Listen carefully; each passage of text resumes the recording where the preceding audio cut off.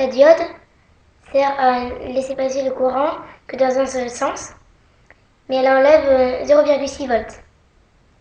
Voilà à quoi elle ressemble dans la réalité.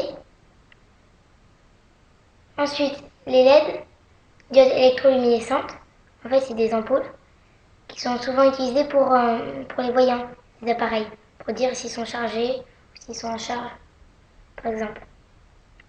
Ensuite, un générateur ou une pile, ça peut être aussi les éoliennes ou les panneaux solaires. En fait, c'est ce qui fournit de l'énergie. Ensuite, un moteur électrique. Eh ben, c'est un moteur, mais électrique. Enfin, c'est quelque chose qui permet de faire tourner quelque chose. Voilà. Ensuite, il y a une ampoule, vous connaissez tous.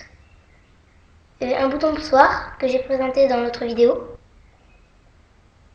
Voilà, c'est juste quand on appuie dessus, ça allume l'ampoule ou ce qu'on veut. Et en fait, par exemple, une touche de clavier, c'est un bouton poussoir. Ensuite, un interrupteur on-off si on veut. Ben, c'est juste que quand, quand on appuie dessus, il n'y a pas besoin de rester appuyé que l'appareil continue à fonctionner. Ça, donc, c'est évidemment un fil. Ensuite, un résistor, une résistance, si vous préférez. Euh, donc, sa capacité à retirer du courant se mesure en ohms et on peut la calculer avec des anneaux de couleur.